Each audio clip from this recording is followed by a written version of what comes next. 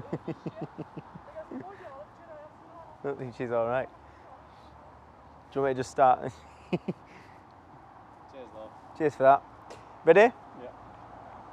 Today we've come to Wilmslow to meet with the co-founder of Social Chain, a business that this man set up when he was just 21 years old after dropping out of university, and it went on to become a $300 million company. So I'm really, really excited to be talking with Dominic McGregor. We're at his office, this is where he's based. I'm just excited to see him in his environment and basically to learn as much as I possibly can, share it with you, motherfuckers. I was gonna say guys, but I thought, I've got to keep on calling you motherfuckers, otherwise it's not right. It wouldn't be a Matt Hall vlog, so yeah, let's go motherfuckers.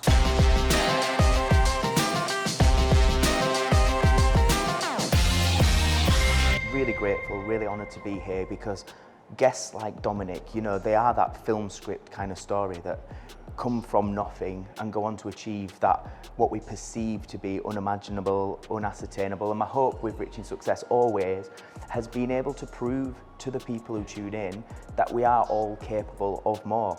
I don't believe Dominic's an alien or superhuman. He might be. If he is, I'll find out for you, and then this will be bullshit what I'm saying and we're all fucked. You have to be superhuman. I believe Dominic's just a guy that acted on an opportunity and gave it everything he could, and he's massively changed his life in many ways. But it's been a real interesting story. I think, you know, highs and lows, as we'll discuss in the episode, and I hope that speaking to guests like this can just be that catalyst for people that when they watch it, that can hopefully give them a little bit more belief in what is possible. And that can be the catalyst for some major, major change. So I've been interested in Dom's story for a couple of years, so I feel like I've got an idea. I've definitely made some notes to refer to, but I think that's kind of my particular favourite style through learning from getting it wrong, is to not plan too much, because I feel like it takes you away from being genuinely present and actually you miss opportunities. So go back when I started, I planned everything, like we planned everything, question by question, and you end up being just like a Good Morning Britain news reporter style, just like question, answer, and it's very fabricated. I think the real value just comes from having a proper conversation, and often it goes down a totally different path you didn't expect, but that is usually where you get more truth, authenticity, and it's just more organic. So I've got some notes, got some pointers. I may include them all, I may not include any. What I really want to get to know is just the truth behind this guy, his story, and what we can learn from it. So if you want to hear the full hour-long conversation with Dominic, head on over to the Rich in Success podcast. It's available on Apple Podcasts, Castbox, YouTube, and most other podcasting platforms. And Dominic was also kind enough to do a special members-only additional interview that is available for all our Rich in Success members. Do not forget, if you want to become a member today for just a £19 trial month, which then becomes only £39 a month subscription, then make sure you click the link below or head on over to richinsuccess.com to become a member today. Here's a little bit of a preview of what we spoke about. The drug that's more addictive, it's money. If you chase money, you'll always want more and more and more, and you'll never be happy. Yeah. If you chase something else, you'll find contentment in other things. People don't speak to me and don't invite me to events because they know it's going to be a drinking event. So I've just got to accept that. I've got Steve, my business partner, sitting down and being like, this can't go on. I've got my parents saying they don't recognise me. So I'm getting attacked from every single angle I care about. So I'm like, what the hell do I do?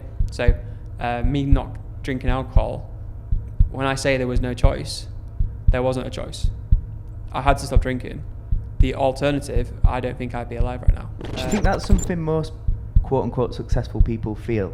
Like when they have quick success like you did, it's like, I know something's working, but I don't feel I'm the person to do this, but somehow I'm doing it. 100%, because you know everyone does something new for the first time, and you're like, how the hell have I managed to do that? My value and enjoyment in life comes out of small things. Like this morning, the dog, I could hear the dog run upstairs, and then she was going full sprint, and I knew where she was coming. She was coming to see me, and that was the best moment. And that's all I needed.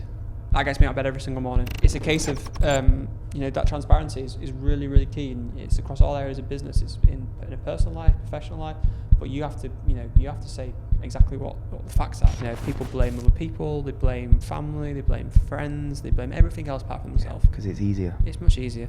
it's your fault. Yeah. It's not my fault. Yeah. That's how people work. You know, every single kind of occasion, no one wants to blame themselves. And I thought, you know what, I'm going to tweet about how bad student life is. So I started an account called Student Problems, just literally following my life at university about things that I was seeing and experiencing, like how expensive cheese is, for example. You know, when you get to university, you think, God, cheese is bloody expensive. Yeah, you just took that for granted when you take advantage when it's at home. You're like, oh my God, this is fantastic. Yeah. Running out of toilet paper, you know, class and all that kind of stuff. And yeah, it grew to 50,000 followers in the first couple of weeks from running that account, just following my life at university. Having the ability to do something and choosing not to do it is the most powerful thing.